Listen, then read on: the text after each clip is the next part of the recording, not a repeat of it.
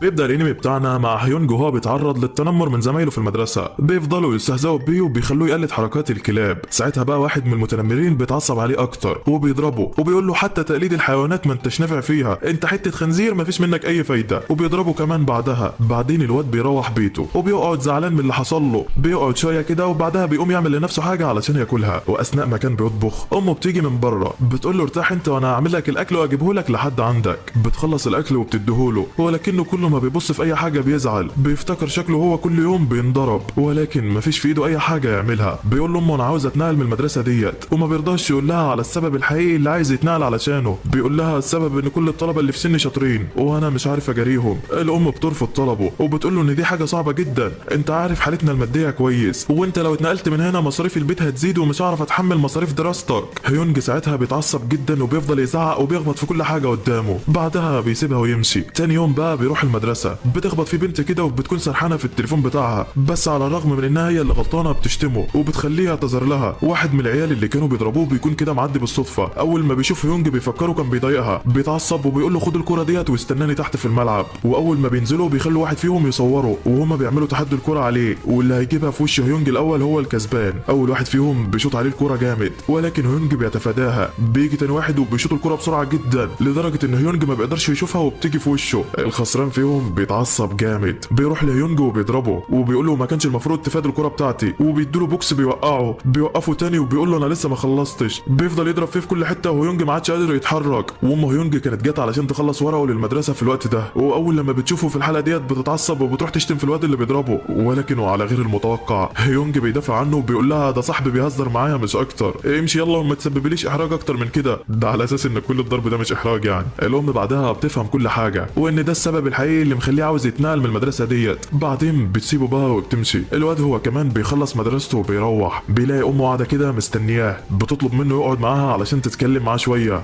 بتقول له انا كنت جايه لك المدرسه النهارده علشان احول لك منها وانقلك لمدرسه تانية، وبالصدفه شفت اللي حصل لك هناك. انا عارفه انك مالكش ذنب في اي حاجه بتحصل لك، وعلشان كده انا هنقلك لمدرسه جديده، وخلي بالك بقى من نفسك علشان هتسكن لوحدك بعد كده. هبعت لك الفلوس كل اول شهر علشان تكمل دراستك، وما تقلقش عليا انا هبقى كويسه. هيونج بيسمع الكلام وبيتاثر جدا، بيفضل بعدها يعيط وزعلان على الحاله اللي هو فيها وانه هيخلي امه تتحمل مسؤوليه اكبر من طاقتها. بس بعدين بيسمع كلامها وبيروح للمدينه الجديده. بيقول في نفسه انا لازم اثبت وجودي هنا وما اسمحش لحد يتنمر عليا مهما حصل. مدينه جديده، ناس جديده، حياه جديده بقى وكده. بيوصل عند الاوضه اللي امه مأجرها له وبيكون شكلها مبهدل خالص، ولكنه بيقول اي حاجه احسن من اللي كان بيحصل لي. بيحط حاجاته وبيروح يجيب باقي الحاجات اللي امه بعتها له. وفجاه وهو ماشي بيخبط في بنت كده، البنت على غير توقعه بتعتذر له وبتقول له انها ما انتبهتش علشان بتدور على صاحبها. وهيونج وقتها بيفرح لان دي اول مره حد يعامله فيها باحترام. ولكن فجاه وهما بيتكلموا صاحب البنت بيجي وبينده عليها، بيسالها اذا كان الولد ده بيضايقها ولا لا، بس البنت بتقول له انها خبطت فيه بالغلط وهي ماشيه. هيونج بقى هو كمان في الوقت ده استغل ان صاحبها ما زعقلوش وقعد يبص له كده ويضحك. صاحبها بيتعصب وبيقول له انت بتضحك ليه؟ فهيونج بيقول له علشان خبطت في صاحبتك، على اساس انه كده يعمل لنفسه شخصيه يعني، وبيضحك في وشه تاني. ساعتها الواد بيتعصب جامد، بيمسك هيونج وبيفضل يضرب فيه بكل عصبيه. كل الناس اللي كانت موجوده بتمسك التليفونات وبتبدا تصوره، والواد كان قاعد ينضرب ومفيش حول ليه ولا قوه. بعدها بيروح اوضته وبيقعد في ركن كده يفتكر اللي حصل ويعيط. بيفتح التليفون بيلاقي صورته منشوره وجاي عليها تعليقات كتيره سلبيه، كل الناس بتشتم فيه وفي شكله. بيقول في نفسه طب انا عملت ايه لكل ده؟ ذنبي ايه ان اتخلقت بشكل ما يعجبش الناس ولا يحبوني؟ وبيفضل يعيط لحد لما بينام على نفسه. ويا دوب بينام هنا بيلاقي نفسه صاحي بس حاسس ان في حاجه غريبه في جسمه. بيروح الحمام وبيقول هو ايه اللي بيحصل؟ كل حاجه بقت قصيره بالنسبه لي ليه؟ ولكن الصدمه لما بيبص في المرايه بيلاقي حاجه مختلفه، بيلاقي واحد تاني قدامه. بيترعب وبيخرج بره علشان يشوف ايه اللي بيحصل. بيلاقي جسمه الحقيقي نايم وما فيهوش اي حاجه. بيستغرب كده وبيقول اكيد انا بحلم.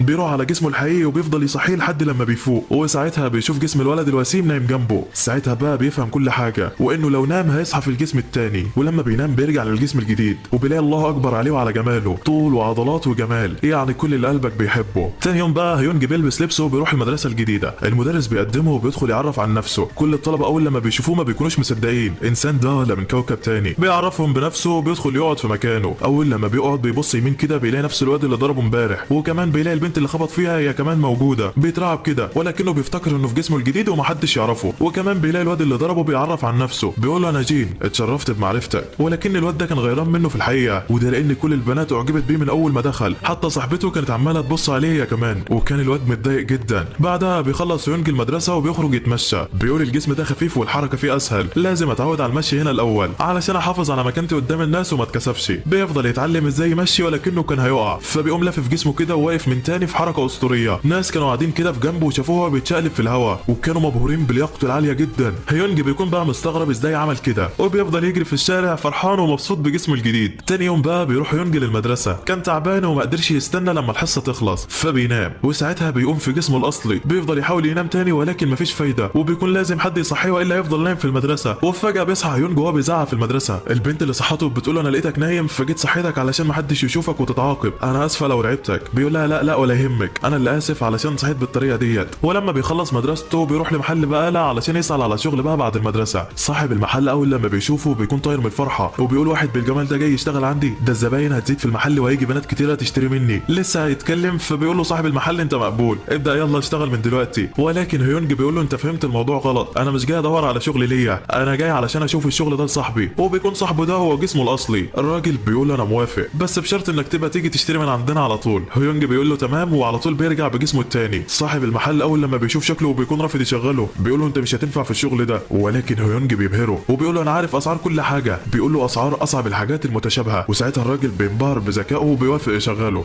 بس بيديله سعر قليل كده عن اللي كان هيديه لاي حد تاني. بس هيونج برضه بيوافق. بعدها بشويه هيونج كان واقف كده في المتجر عادي بيبيع بضاعه والدنيا تمام معاه، بس فجاه بيدخل مجموعه من الطلبه علشان يشتروا سجاير وبيطلعوا من نفس مدرسته. هيونج ما بيرضاش يديلهم حاجه وبيقول لهم ان السجاير ممنوعه لاي حد تحت السن القانوني. العيال بتقول له مشيها يا عم ومحدش هياخد باله، بس هيونج ما بيسمعش كلامهم وبيرفض يديلهم حاجه. جين بقى في الوقت ده كان مستني العيال دول بره، واتاري ان دي العصابه بتاعته اصلا. اول ما جين بيدخل المحل كده بيشوف هيونج جوه وبيعرف ان هو البياع، فبيروح على طول على شويه حاجات كده وبياخدها وبيقول له انا هاخد الحاجات ديت من غير فلوس وهنسى انك كنت بتبص على حبيبتي وهسامحك. هيونج بقى كان خايف وما نطقش بحرف واحد. جين بعدها بيبص كده على اسمه وبيعرف ان اسمه هيونج هو كمان، وده نفس اسم الولد الجديد اللي اتنقل لمدرستهم. اول لما بيعرف كده بيتضايق، بيرمي كل حاجه كان جايبها وبيقول له الاسم ده بيضايقني، انتوا الاثنين بصيتوا لحبيبتي وانت لازم تتضرب دلوقتي. بينزل يضرب فيه لحد لما بيكسر وشه. ومش بس كده، لا ده بيصوروا تاني صور عريانه علشان ما يبلغش عنهم، ولو بلغ فينشر الصور ديت. ساعتها هيونج بيقعد يعيط من كتر التنمر اللي بيحصل له. بيقول تاني انا ايه ذنبي لكل ده؟ انا عملت ايه بس علشان يحصل فيا كل شويه كده؟ وكان في قمه الحزن وقتها. ومن ناحيه تانيه امه بتتصل عليه علشان تسال على حاله، بيكتم بعدها دموعه وما بيبينلهاش ان في اي حاجه. بتقول له انت عامل ايه والدنيا عامله ايه؟ فبيقول لها ما تقلقيش الوضع تحت السيطره. فبتقول له تمام وبعدين بيقفله. وامه في الحقيقه بتكون تعبانه جدا، وده لانها اشتغلت في شغل اضافي علشان تبعت له مصاريف اكتر، وشكل الاثنين حياتهم بقت صعبه جدا. تاني يوم بيروح هيونج بقى للمدرسه، بيسمع جين وعصابته وهم بيتكلموا على اللي عملوه فيه وبيوروا صوره للطلبه التانيين زمايلهم. هيونج واقف وسامع كل اللي حصل وعينه كلها شر من ناحيتهم، لحد لما واحد فيهم بيشتم فيه وفي امه. بيقول واحد زي ده اكيد امه سايباه في الشارع ومقضياها. ساعتها بقى هيونج اتعصب جدا، بيعلي صوته وبيقول لهم انتوا كده رجاله يعني تشتموا في عيل ضعيف ما بيعرفش يدافع عن نفسه. جين بيسمع الكلام وبيتعصب، بيقول انا من زمان وانت مش عاجبني يالا، انت اللي جبته لنفسك. وكان لسه هيهجم عليه فبيلاقي واحد من الطلبه بيمنعه، ولكن ده ما بيفرقش مع حد، بيبعد ايده وبيقول لهيونج اجهز بقى علشان مش هرحمك. هيونج بيكون متوتر لانه ما اتخانقش مع حد قبل كده في الجسم ده، وكمان خايف انه يخسر سمعته قدام كل الطلبه. جين بيهجم عليه بسرعه جدا، ولكن هيونج بيلاحظ انه شايف ايده بتتحرك بسرعه بطيئه جدا وكأن الزمن وقف عنده، وبيقدر يتفاداها بكل سهوله. وده طبعا نتيجه لكل الضرب اللي اخده زمان، وبقى بيتوقع اي ضربه ايا كانت سرعتها بيتفاداها بسهوله، وكل الطلبه بيتصدموا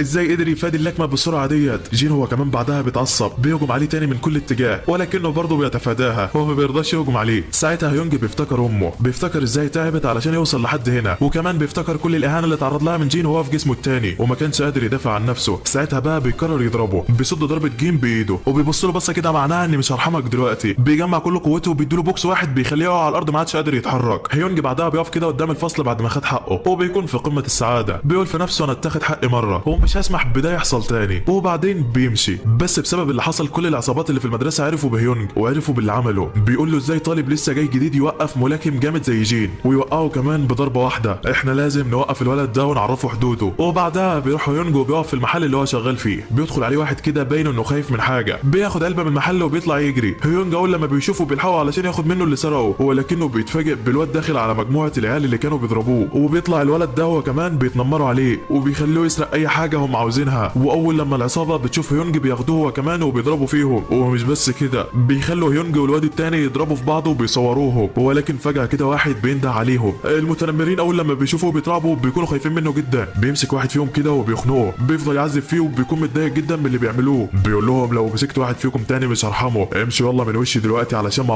بيتحركوش، وساعتها العيال بتخاف منه وبتهرب. وده بقى باسكو يا صديقي، اقوى طالب في المدرسه، طيب وبيساعد المحتاجين دايما، وبيزعل اي حد بيجي على الضعيف واللي مش عارفين يدافعوا عن نفسهم. هيونج بعدها بيشكروا على اللي عمله، ولكن باسكو بيسالهم عن واحد اتنقل للمدرسه جديد ويقصد هيونج، وده علشان وقع جين من ضربه واحده. بيقول لهم لو تعرفوه وصلوا له الرساله ديت، باسكو لو شافك مش هيرحمك. هيونج بعد ما بيسمع الكلام بيكون مش فاهم ايه السبب اللي خليه يكرهه كده، بس بيقول له تمام يعني. تاني يوم بقى في المدرسه بيكون هيونج قاعد كده لوحده، بيجي له اصحاب جين وبيكونوا عاوزينه يبقى صاحبهم، وده بسبب قوته انهم بقوا بيخافوا منه بعد اللي عمله في جين. واثناء ما كانوا بيتكلموا بيلاقوا باسكو داخل عليهم، بيروح لهيونج وبيكون متضايق منه، وده لانه بيكون مفكره جاي يستولي على الفصل ويبقى هو الكبير اللي فيه يعني. هيونج بقى ما كانش فاهم حاجه وبيكون مبسوط وبيروح له، وده لانه انقذه امبارح. بيجي علشان يسلم عليه كده ولكنه بيمسكه من كتفه وبيعمل فيه حركه بتثبته في مكانه. الكل بيكون خايف على هيونج لا يحصل له حاجه، لان دي حركه باسكو الشهيره ومفيش حد يقدر ينجو منها. ولكن ساعتها بيفاجئهم كلهم، بيجمع كل قوته وبيقدر يفك ايده. الطلبه كلهم بيستغربوا ازاي قدر يفك حركه باسكو اللي محدش عارف يفكها. بيقول له انا كنت مفكرك باسكو اللي بتساعد الناس، بس الظاهر اني كنت غلطان. وكان لسه هيهجم عليه بيلاقي صاحب باسكو بيجي وبيتاسف له وبيقول له انه كان فاكره شخص تاني، وبعدها بياخد الواد وبيمشي. وبيكون عمل كده لان شاف باسكو هو اللي هيتاذى لو حاولوا يضربوا بعض، وانه مسك ايد باسكو بس ودي كانت النتيجه، وبتكون ايده اتجرحت جدا. صحاب جين بقى اول لما شافوا اللي حصل فرحوا جدا، راحوا لهيونج وعزموه على العشاء وقالوا له تعالى سهر معانا النهارده بالليل. هو بالفعل بيروح معاهم، بيفضلوا يهزروا معاه وفرحانين بوجوده. جين هو كمان بيجي وبينضم ليهم، وشكله رجع عن اللي في دماغه وعرف انه كان ماشي في الطريق الغلط. واثناء ما كانوا قاعدين واحد فيهم بيطلع التليفون بتاعه بيوريهم صوره هيونج في جسمه الحقيقي وهم بيضربوه، وبيفضلوا يضحكوا ويستهزئوا بيه بعدها. ساعتها بقى هيونج بيتعصب منهم، بيقوم يمسك التليفون وبيكسره، بس فجاه بيغمى عليه لان دي كانت اول مره ليه يشرب. وبعدين بيفوق بقى في الجسم التاني، بيكون قلقان جدا وخايف انه ما يقدرش يصحى، فبينام في الجسم ده ولكنه بيصحى تاني وجسمه ما بيتغيرش، فبيقلق اكتر وبيكون خايف ان الجسم التاني يختفي زي ما ظهر. وساعتها بيلبس هدومه وبيجري علشان يروح على مكانه. بيوصل هناك واول لما بيشوفه بيطمن لما بيلاقي كل حاجه زي ما هي وانه ما اختفاش ولا حاجه. وقتها بقى جين بيساله عن السبب اللي خلاه يجي هنا، وهل اذا كان اتجرأ وجاي علشان ياخد حقه ولا ايه. فبيقول لهم لا ده هيونج زميلي في السكن وهو اللي كلمنا علشان اجي اخده من هنا. فبيتصدموا من كلامه ولكنه بيكونوا مفكرينه الخدام بتاعه وبيخلوه ياخده. بعدها بيخرج وبيقف عند آلة كده بتقيس قوه اللكمه. بيبدا جين يتكلم مع هيونج وبيقول له ما تسيبش حد يتنمر عليك بعد كده، وهو قوي جدا مش زي ما هو فاكر. وبيعلمه شويه حركات كده في الملاكمه، وبيعرفه كل الخطوات اللي تخليه يركز قوته في قبضه ايده. وبيضرب جين الآلة وبيجيب اعلى سكور فيها وهو 892. وبعدها بيسيبه هيونج وبيمشي. هيونج بقى كان مبهور من قوه لكمته وبيقول لما اجرب انا كمان. بيعمل نفس الخطوات اللي قال عليها وبيجمع كل قوته وبيضرب، ولكنها مش بتيجي في الآلة اصلا وبتكون جت في الهواء. فبيتحرك هيونج وبيمشي. تاني يوم بقى في المدرسه بيشوف هيونج الواد اللي سرق الحاجات من المحل بتاعه قبل كده، بيروح يتكلم معاه وبيكون اسمه جي. هيونج بيروح معاه وبيتكلم بكل احترام مش زي العيال التانية. بيقعدوا ياكلوا سوا والواد بيكون مستغرب ازاي واحد شكله بيتعامل معايا كده، وبيتوقع انه هيخليه تحت ايده ويستغله زيهم. بعدين بقى لما هيونج بيخلص مدرسته وبيروح بيتفاجئ بامه وهي هناك، وكانت جايبه له شويه اكل كده وحاجات علشان تديهوله، ولكنه بيكون لسه نايم. بيدخل عليها وبيقول لها ازيك يا امي، ولكنه بيفتكر ان ده مش جسمه الحقيقي. فبيقول لها اقصد زي امي يعني.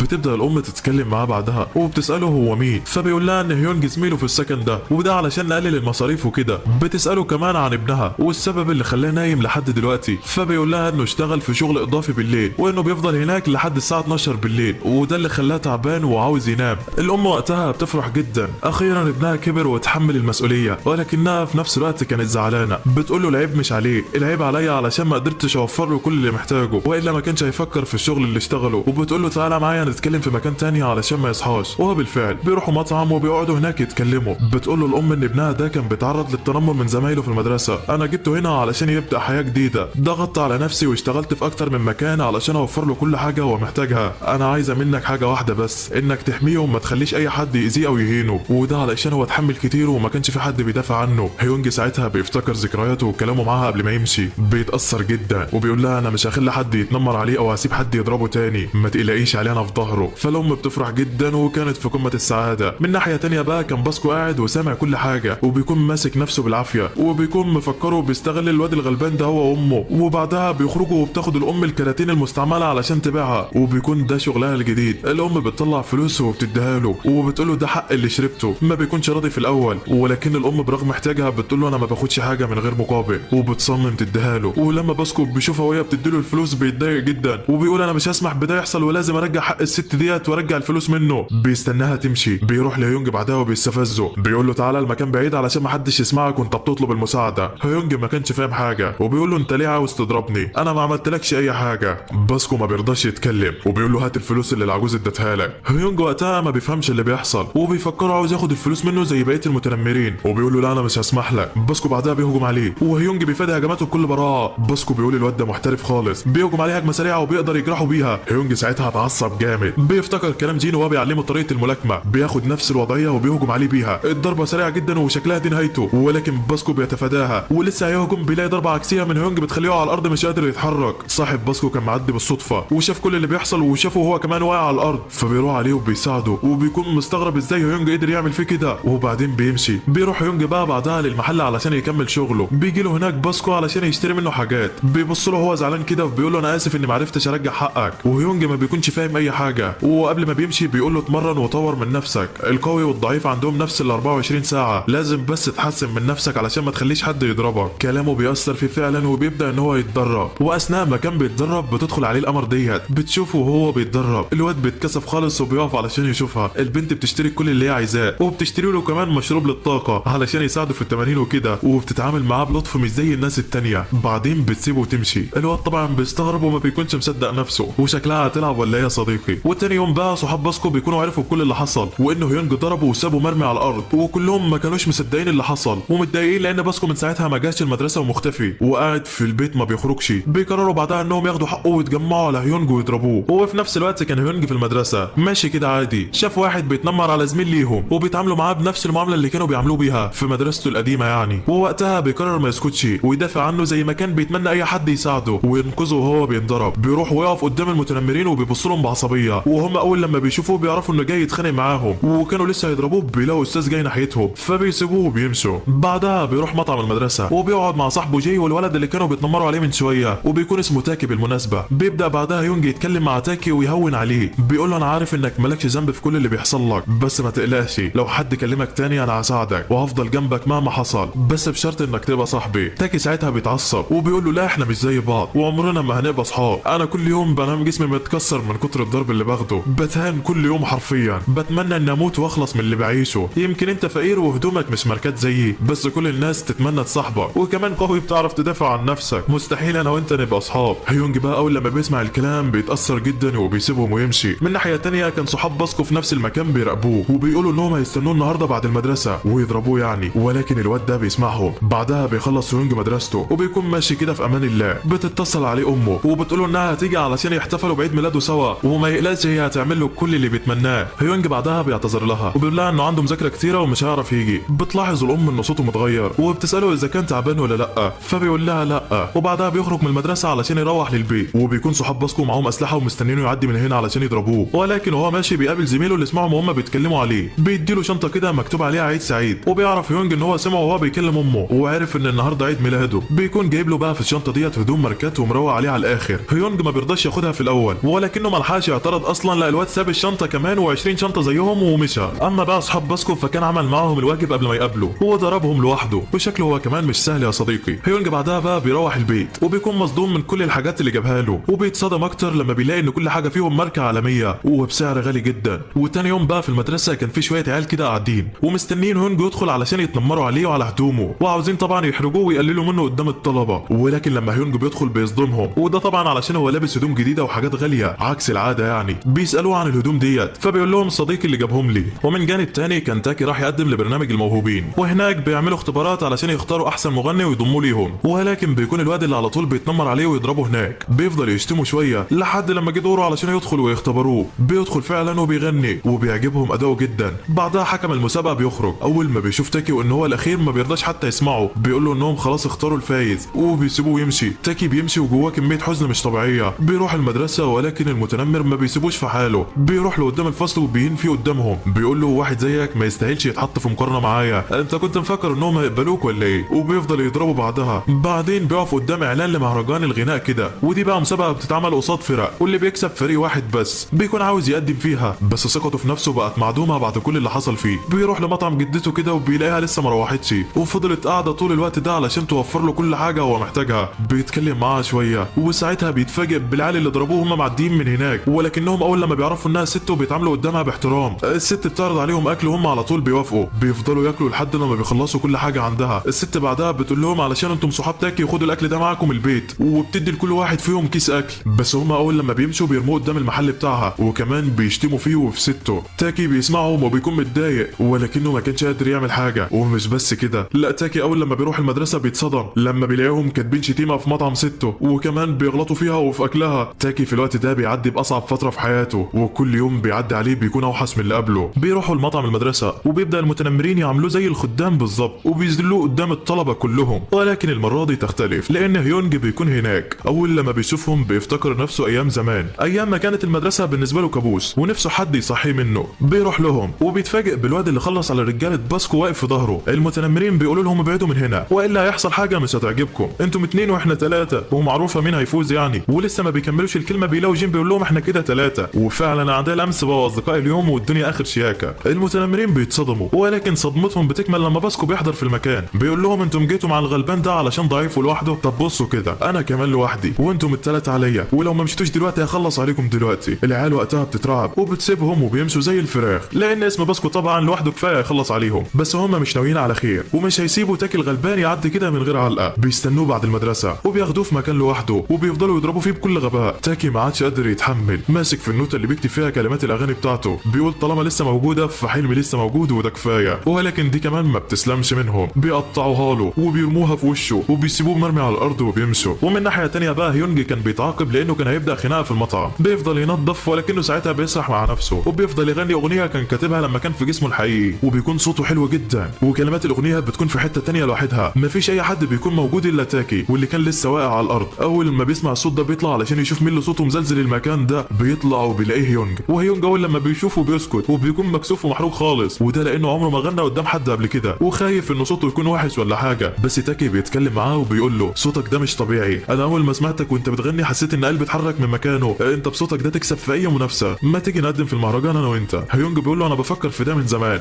بس ما لقيتش اللي واقف جنبي ويشجعني، تعال نعمل فريق. ساعتها تاكي بيتشجع وبيقول له يلا بينا. بيروحوا فعلا على المهرجان وبيقدموا. تاني يوم بقى هيونج بيروح لبيت تاكي علشان يشوفوا الاغاني اللي كان كاتبها، وبيبداوا في التدريب. بيكون بيت تاكي وحش جدا، ولكن ده ما بيفرقش مع هيونج لانه عارف الحياه دي كويس. بيطفي له النور وبيقول له لازم توفر علشان فاتوره الكهرباء. تاكي بيفرح وبيقول له رغم ان في فرق كبير ما بيننا، انا حاسس انك اخويا الكبير وبتعرف انا عاوز ايه كويس، شكرا على اللي انت بتعمله يا هيونج. وبعدها بتعدي الايام ما بينهم، كل يوم بيتدربوا وبيحسنوا ادائهم اكتر واكتر. بيقول تاكي لهيونج ان صوتك حلو قوي، بس انت نفسك ضعيف ولازم تتدرب الايام ديت علشان ما عادش غير 3 ايام على المسابقه. ساعتها بقى هيونج بيتدرب طول اليوم، وده لانه بيصحى في الجسم التاني، بيفضل يحسن من ادائه ويتدرب تاني. واثناء ما كان بيتدرب في جسمه الحقيقي بتدخل عليه القمر ديت، بتسمعه وهو بيغني وبتقول له صوتك حلو قوي، وبتحفزه ان هو يكمل، وبتشتري له البن نعناع وبتقول له ده بقى علشان زورك ما يوجعكش. وبعدها بتسيبه وتمشي، وهو طبعا ما كانش قادر يصدق ازاي بنت في جمالها تكلمه. لا ومش بس كده، ده كمان اشتريت له البن بالنعناع. الواد بعدها بيقول انا كده اموت وانا مستريح. وتاني يوم بقى بيروح لاصحابه علشان يغني قدامهم ويوري لهم اللي وصل ليه بعد كل التدريب ده. بيغني قدامهم وهم اول لما بيسمعوه ما بيكونوش مصدقين ازاي اتطور كل ده في خلال كام يوم بس، وبيقولوا له خلاص احنا كده جاهزين نكسب المسابقه. عايش على الثقه والله. بالليل بقى بيروح تاكي وجي للمحل اللي شغال فيه هيونج، وبيكون جي جاب تاكي معاه جمين علشان يعتذر لهيونج علشان الحاجات اللي سرقها من المحل قبل كده. هيونج بيقول لهم انا مش زعلان على حاجه، انا عارف انك سرقت علشان كنت مجبر على كده، وانا مسامحك وما تشيلش نفسك ذنب بعد كده. جاي بيشكره وبيقول له انا مش عارف اقول لك ايه والله. بيبدا يحكي له قصته بعدها، بيقول له انا كنت طالب فاشل، الكل بيتنمر عليا زي الخدم بالظبط، لحد لما جه هيونج ووقف جنبي وبقى زي اخويا وما عادش اي حد يقدر يكلمني. تاكي هو كمان بيقول له ان هو ساعده، وقف قدام اخطر الناس في المدرسه بس علشان يساعدني. في الاول كنت مفكره بيستغلني، بس حسيت ان هو شخص كويس بعد كده وحسيت بالامان، ودلوقتي انا عايش مبسوط. وفجاه كده بيلاقوا باسكو واقف قدامهم، بيقول لهم انتم متاكدين ان هو عمل لكم ده من غير مقابل؟ امال ليه خد الفلوس من العجوز في المطعم؟ ساعتها بقى هيونج بيحكي له كل حاجه، بيقول له ان هو خد الفلوس حق المشروب بتاعها مش اكتر. ففي وقتها باسكو بيعرف كل حاجه، وبيعرف ان هيونج شخص طيب مش زي اللي في دماغه. تاني يوم بقى كان هو يوم المهرجان، واللي هيبقى فيه مسابقه الغنى، وبيكون في طلبه كتير مقدمه وفي جمهور بيتفرج، وده اللي بيخلي هيونج متوتر وخايف من المسرح. وفجاه بيشوف البنت اللي كانت شجعته وهو بيغني في المحل قبل كده، بيروح علشان يتكلم معاها، ولكن دي بتكون كرهت الحفله وماشيه. بتقول له كل اللي هنا بيهتموا بالمظاهر مش اكتر، لو جيت ومفكر انك هتقنعني ارجع للحفله بسبب شكلك فانت غلطان. هيونج لسه هيوقفها ويقول لها على كل حاجه، بيلاقي السكيورتي بيمسك ايده وبيقول لهيونج بعدها ابعد علشان ما يحصلكش مشاكل. ولما هيونج ما بيرضاش يمشي الولد بيهجم عليه وبيضربه، ففي وقتها بيقع هيونج في الارض مش قادر يتحرك. لسه هيهجم عليه تاني بيلاقي باسكو بينده عليه، بيقول له جرب تلمسه تاني وهتشوف اللي هيحصل لك. فالواد بعدها بيسيب هيونج وبيروح يهجم على باسكو. باسكو بيقول له اخلع نضارتك يلا، ما بضربش حد الا وعيني في عينه علشان لما يخسر احس بالكسره اللي جواه، ولكنه ما بيسمعلوش وبيضرب باسكو في وشه، بيجيب دم ولكنه ثابت في مكانه ما اتحركش. الراجل بيتصدم ازاي قدر يستحمل الضربه ديت رغم اني ضاربها بكل قوتي، وساعتها بيخلع نضارته وبيقول له يلا واجهني. هيونج هو كمان بيجمع كل قوته وبيقف علشان يساعده، لسه هيهجم عليه بيلاقي البنت اللي معاه بتمنعه وبتقول له يلا نمشي من هنا من غير مشاكل. الواد بيقول لها تمام وبيركب عربيته وبيمشي. بعدها بيقعد باسكو مع هيونج وبيتاسف له، وده لانه كان فاهمه غلط وبيتعامل معاه على اساس كده.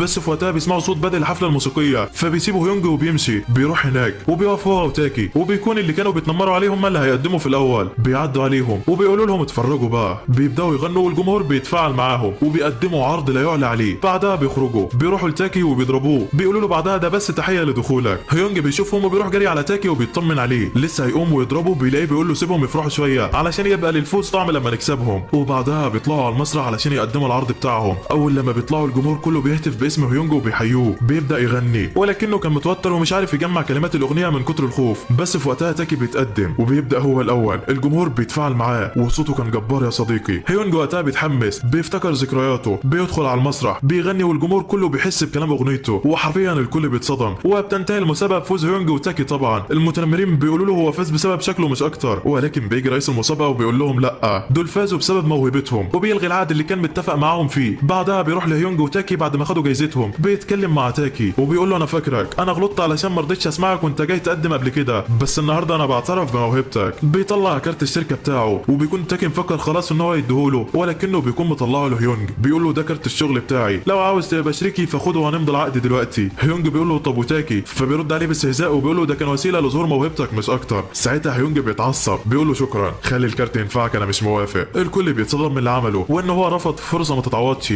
بس دي طبيعه هيونج يعني. بعدها بقى الاغنيه بتاعتهم بتنتشر والناس بتشوفهم في كل انحاء العالم، ولما البنت دي بتسمع الاغنيه بتصدم، وده لانها سمعت هيونج بيغني الاغنيه في المحل اللي هو شغال فيه. بتقول مش ممكن يعرف الاغنيه ديت الا اذا كان هو نفسه، وبنعرف بعدها ان هي زيه وعايشه بجسمين زيه بالظبط. ومن هنا بيخلص الانمي بتاعنا. استنونا بقى في ملخصات تانية.